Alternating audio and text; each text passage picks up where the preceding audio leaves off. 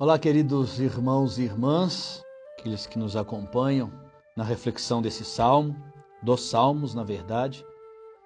E hoje nós queremos meditar o Salmo 15. Então, para bem começarmos essa nossa reflexão, rezar com os salmos, nós queremos pedir o Espírito Santo sobre nós, as suas luzes, a sua graça, que abra a nossa consciência para compreender, para entender e, entendendo, vivenciá-los e rezar. Vinde, Espírito Santo, enchei os corações dos vossos fiéis e acendei neles o fogo do vosso amor. Enviai o vosso Espírito e tudo será criado, e renovareis a face da terra. Oremos. Deus, que instruístes os corações dos vossos fiéis com as luzes do Espírito Santo, fazei que apreciemos retamente todas as coisas, segundo o mesmo Espírito, e gozemos sempre da sua consolação. Por Cristo Senhor nosso. Amém. Divino Espírito Santo, descei sobre nós, iluminai-nos e permanecei para sempre. Amém. Então, queridos irmãos e irmãs, assim reza o Salmo 15. Senhor, quem pode hospedar-se em tua tenda e habitar em teu monte santo?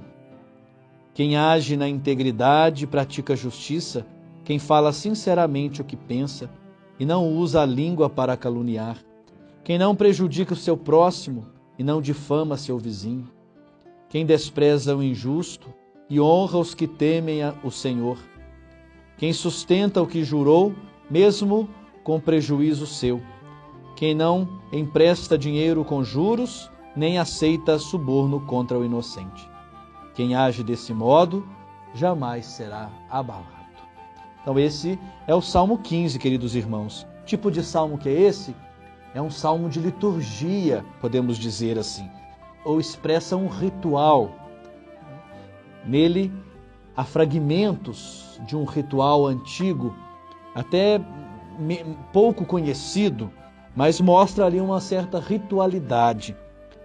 Supõe que os romeiros, as pessoas que iam em peregrinação ao templo de Jerusalém para as festas anuais, eles fossem acolhidos por um sacerdote na entrada do templo.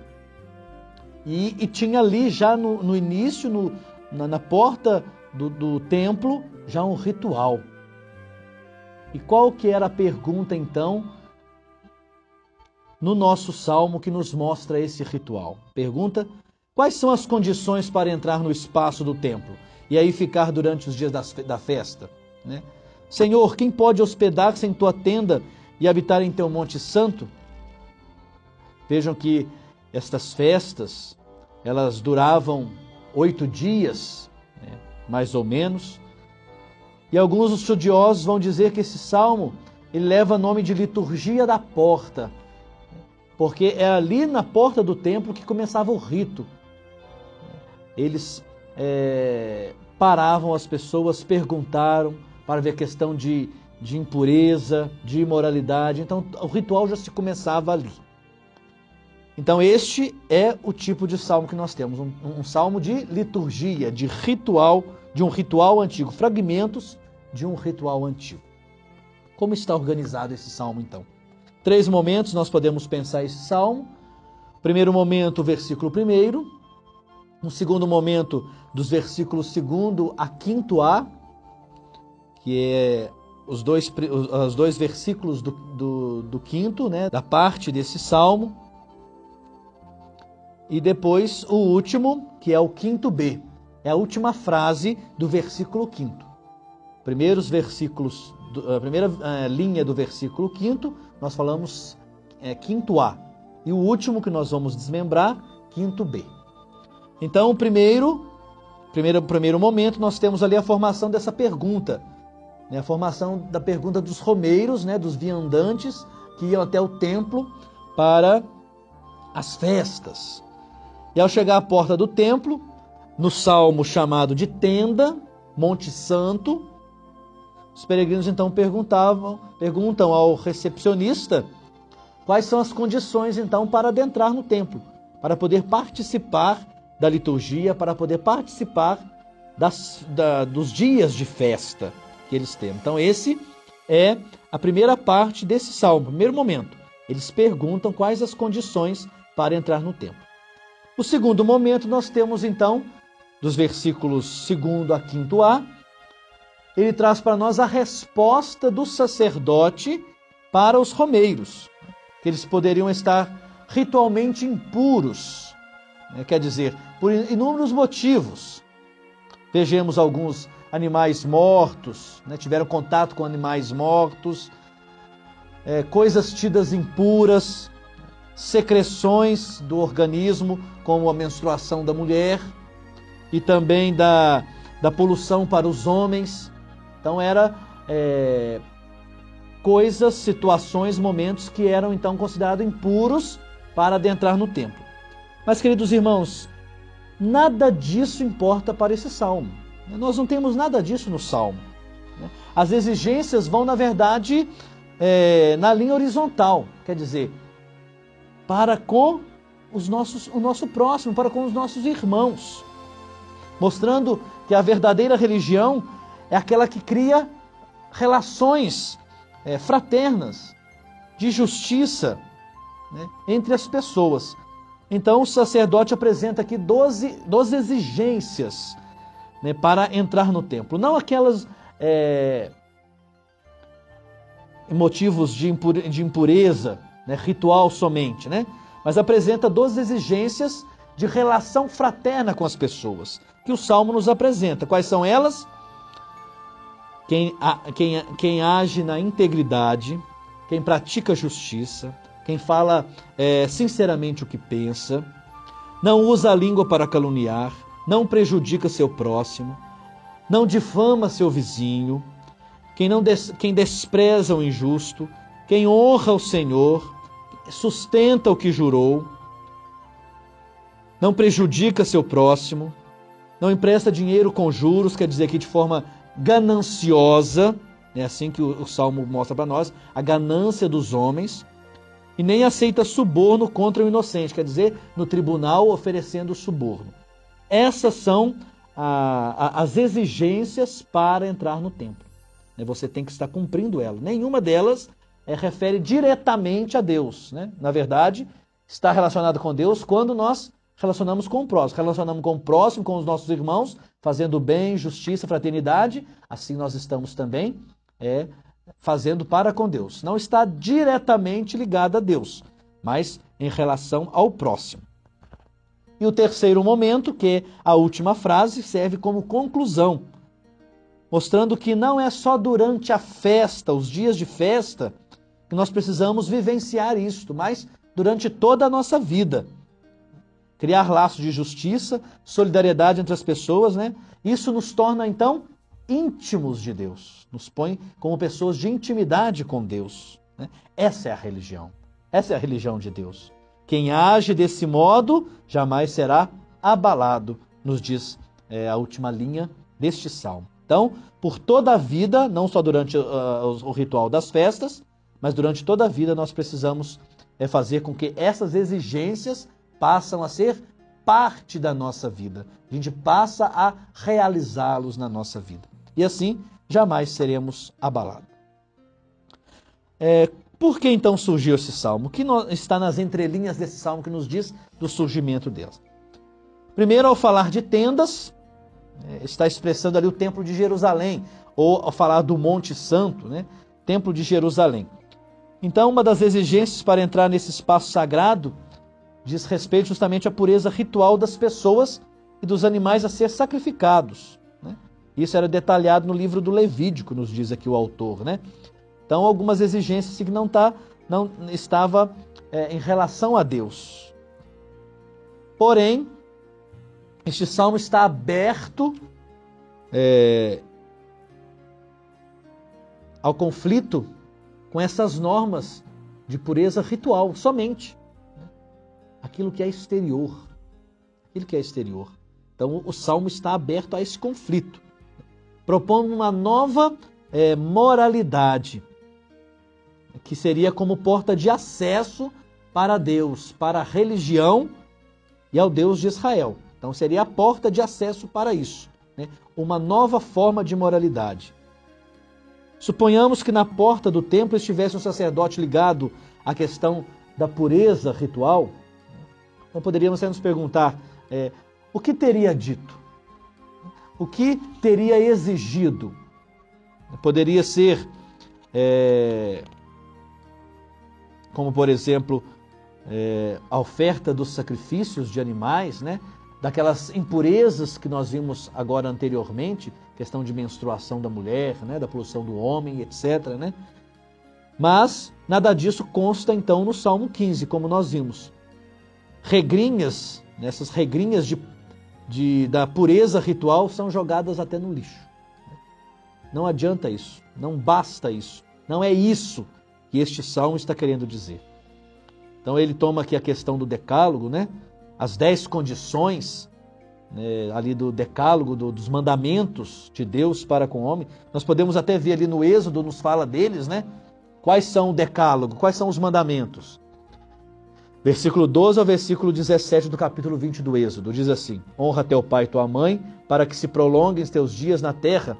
Não matarás, não cometerás adultério, não roubarás, não apresentarás um testemunho mentiroso contra teu próximo, não cobiçarás a casa do teu próximo, não cobiçarás a mulher do teu próximo, nem seu escravo, nem sua escrava, nem seu boi, nem seu jumento, nem coisa alguma que pertença ao teu próximo. Aí está, então, o decálogo. Então, este salmo, em sintonia, vem como fazer uma espécie de síntese desse decálogo, dessas condições, né, que Deus apresenta no Êxodo como aliança para com o povo. Então ele resume, em forma de síntese, 12 condições que nós vimos ali no começo do nosso salmo. Essas condições, queridos irmãos e irmãs, conduz a uma prática. Não é só palavra, não é só da boca para fora, mas precisa nos levar a uma prática que abrace todos os setores da vida. Quais são os setores da vida? Social, o econômico e o jurídico. Isso é religião. A religião precisa abraçar de forma prática essas condições nos setores da nossa vida. Nos setores sociais, nós podemos dizer ali, não prejudicar, não difamar. O econômico, não emprestar dinheiro com juros, na ganância de sempre ter e ter mais. E no jurídico, de não deixar comprar pelos corruptos, né? Que pretende eliminar o inocente. Isso é religião. Respeito absoluto para com o ser humano, para com a vida das pessoas. Né? Jesus, todo o tempo, ele fazia isso, né? Não só no Antigo Testamento. Havia os que defendiam a religião do rito, e Jesus vem novamente para mudar essa ideia. Não é somente a religião do rito, é a religião do amor, religião da liberdade, religião que não escraviza, que não prejudica, religião do amor, que liberta, que traz justiça. Buscai primeiro o reino de Deus e a sua justiça. E a sua justiça. Então aí, queridos irmãos, está o rosto de Deus. Deus está ligado às exigências do Êxodo, do Decálogo.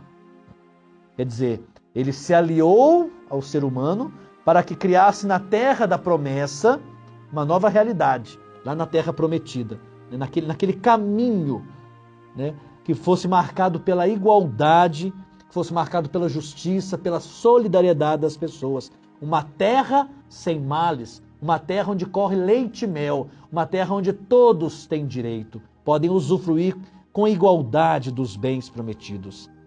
Apesar de terem reduzido a casa dele ao templo, né, o Senhor está em todo o tempo. Não está reduzido somente no templo. Não esqueceu das exigências do deserto, de caminhar com o povo, de se fazer com o povo a caminho, né, de estar na vida do povo. Isso que pede os seus hóspedes. O Senhor não pede nada para si, nem oferta, nem sacrifícios, nem oblações, nem holocaustos, né, como já vi em outras passagens bíblicas. Ele não pede nada. É como se ele dissesse para cada um de nós hoje assim: você quer ser meu hóspede? Você quer ser meu amigo? Então, acolha o outro. Seja amigo na integridade, na verdade, na justiça, na solidariedade, né? Faça valer o bem no meio de vocês. Quer ser meu hóspede? Quer ser meu amigo? Então faça essas condições acontecerem na vida de forma harmoniosa e tranquila, né? Não por cumprir um rito, algo que pese, que é um fardo na vida das pessoas, né? Mas não, que seja leve e seja levado com amor e tranquilidade. Essa é a exigência de Deus para nós, fazer acontecer as condições necessárias para entrar no templo, quer dizer, para entrar na vida de Deus. Ao ir na tenda, ao subir no Monte Santo, quer dizer, nós estamos configurando a nossa vida, a vida de Cristo. Então, isso precisa estar entranhado em nossa vida. Jesus assumiu plenamente isso, né?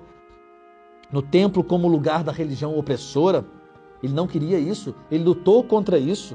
Ele lutou contra a questão do puro e do impuro. Nós podemos ver isso em Marcos, da ganância dos fariseus de querer sempre mais e colocar as suas coisas, né, os seus desejos na frente, mesmo que tivesse que passar por cima de quem fosse, de qualquer um. Lembramos do samaritano, né, tido por herege, mas que tem uma atitude religiosa perfeita, de acolhimento, de cuidado, de prostração diante do irmão necessitado. Então aí está, queridos irmãos, o rosto de Deus. Um rosto de Deus que se transparece no rosto do nosso irmão, principalmente nos sofredores, naqueles deixados às margens da sociedade, naqueles excluídos, escravizados, né, discriminados. Né? Então, aí está o rosto de Deus, transparece no rosto do irmão. É isso que nós queremos rezar, para que possamos ter uma sociedade mais justa, igual para todos, que possamos ter pessoas de coração puro, abertos, né, a querer fazer acontecer o amor, o reino de Deus no já e no agora da nossa vida, o reino do amor, o reino da paz, o reino não do ritualismo, daquilo que machuca, daquilo que nos coloca de pessoas mecânicas, mas do amor. A religião do amor, a religião da paz. A religião onde todos possam ter direitos. E Jesus se transparece na vida de cada irmão. No paralelo com este salmo, nós temos Isaías. Provavelmente Isaías se inspirou, tenha sido a inspiração neste Salmo 15, quando fala da tenda, do monte, que são substituídos pelo fogo. E as condições aqui em Isaías são 6, de deveres para com o próximo. Diz assim: Quem de nós habitará um fogo devorador? Quem de nós habitará uma fogueira perpétua? O que procede com justiça e fala com retidão e recusa o lucro da opressão. O que sacode a mão rechaçando o suborno e tapa os ouvidos a propostas sanguinárias. O que fecha os olhos para não aceitar a maldade. Esse habitará no alto, terá uma fortaleza num pico rochoso, com abastecimento de pão e provisão de água. Santo Hilário vai dizer que o monte é Cristo, e subir ao monte é incorporar-se a Ele. Então subamos ao monte, entremos no santuário de Deus, para que a nossa vida esteja sempre conforme a vida e os ensinamentos de Cristo. Glória ao Pai, ao Filho e ao Espírito Santo, como era no princípio, agora e sempre. Amém. Abençoe-vos o Deus Todo-Poderoso, Pai, Filho e Espírito Santo. Amém. Fiquem com Deus, até a próxima, se Deus quiser. Um grande abraço a todos.